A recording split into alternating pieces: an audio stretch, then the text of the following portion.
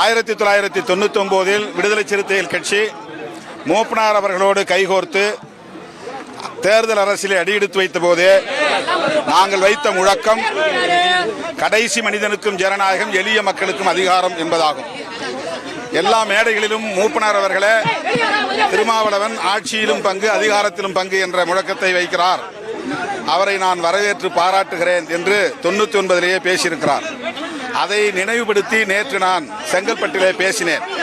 அந்த பேச்சை எடுத்து தோழர்கள், என்னுடைய அட்மின் குழுவை சார்ந்தவர்கள், இந்த நிர்வாக குழுவை சார்ந்தவர்கள் அதை பதிவிட்டிருக்கிறார்கள் என்று கருதுகிறேன்.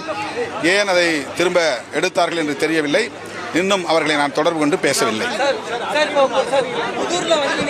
அது அப்படிலாம் ஒன்றும் கிடையாது. நான் டெல்லியிலேருந்து ஃப்ளைட்டில் வந்தேன்.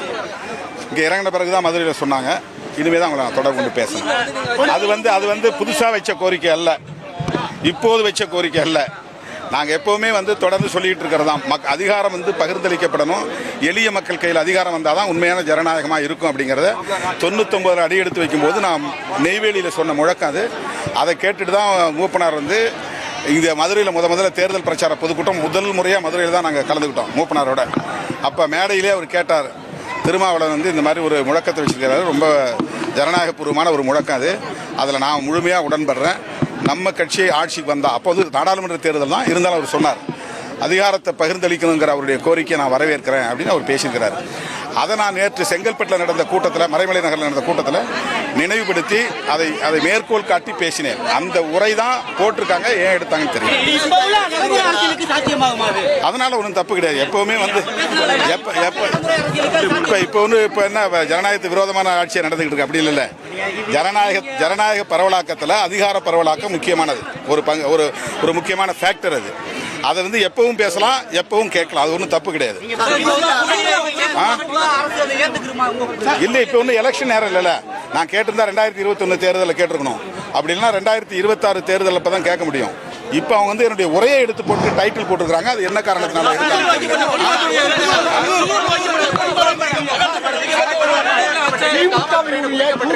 முடிவதற்கான வாய்ப்பு இருக்கு அப்படின்னு அரசியல் பார்வையாளர்கள் எல்லாரும் சொல்றாங்க சார். அது மாதிரி என்ன இருக்கா உங்களுக்கு? அது சிலருடைய யூகம். அது அந்த மாதிரி எந்த இடத்திலும் விடுதலை சிறுத்தைகள் பேசவில்லை. நாங்கள் மது ஒழிப்பு மற்றும் போதைப்பொருள் ஒழிப்பு மகளிர் மாநாட்டை அக்டோபர் 2 அன்று நடத்துகிறோம். பத்திரிகையாளர் சந்திப்பிலே அவர்கள் கேட்டார்கள்.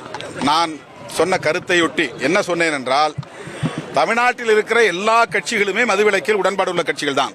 திமுகவும் மதுவிலக்கை சொல்லுகிறது, அதிமுகவும் மதுவிலக்கை சொல்லுகிறது, இடதுசாரிகளும் மதுவிலக்கில் உடன்பாடு உள்ளவர்கள், விடுதலை சிறுத்தைகளும் மதுவிலக்கை சொல்லுகிறோம்.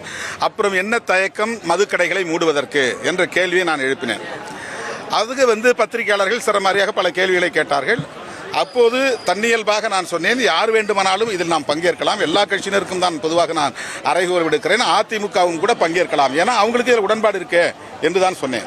சொல்லும் போதே சொன்னேன், எலெக்ஷனுக்கும் இதையும் முடிச்சு போடக்கூடாது, இது மக்களுடைய பிரச்சனை.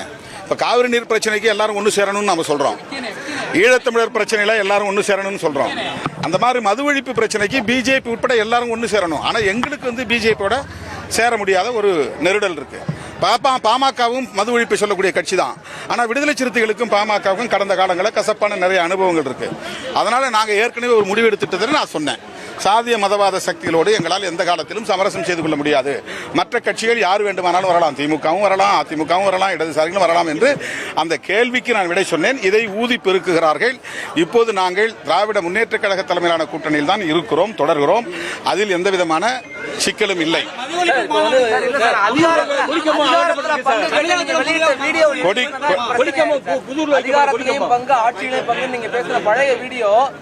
பழைய வீடியோ இல்ல, அது புது வீடியோ தான். பழைய செய்தியை கோட் பண்ண 2 பேர் அட்மின் இருக்காங்க. அது என்ன அவங்களுக்குள்ள என்ன சிக்கல் தெரியல, அதனால அந்த குழப்பம் ஏற்பட்டிருக்கு. மற்றபடி வேற ஒன்றும் இல்லை.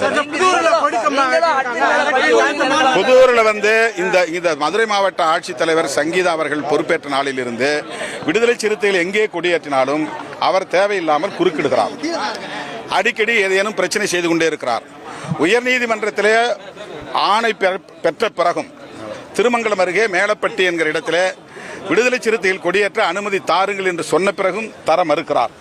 அதே போல ஊமச்சிக்குளம் பக்கத்திலே ஆலத்தூர் என்கிற இடத்தில் விடுதலை சிறுத்தைகள் கட்சி கொடியேற்றுவதற்கு அனுமதி தாருங்கள் என்று நீதிமன்றம் சொல்லியும் தர மறுக்கிறார். இப்போது புதூர் பக்கத்திலே ஏற்கனவே தொழிலாளர் விடுதலை முன்னணி ஏற்றிய கொடி காவல்துறையினரால் அகற்றப்பட்டு விட்டது. சாலையை அகலப்படுத்துகிறோம் என்கிற பணியில் அப்போது யாரும் எதிர்ப்பு தெரிவிக்கவில்லை, அதை விட்டுவிட்டார்கள்.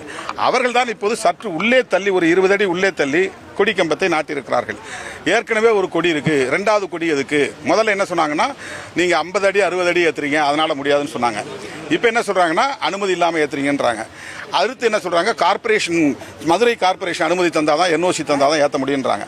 இது தனிப்பட்ட முறையில் இந்த மாவட்ட ஆட்சித்தலைவர் விடுதலை சிறுத்தைகளுக்கு எதிராக தொடர்ந்து செயல்பட்டு வருவது தெரிகிறது. இதை அரசின் கவனத்திற்கு, முக்கியமான மூத்த அமைச்சர்களின் கவனத்திற்கு கொண்டு சென்றிருக்கிறோம்.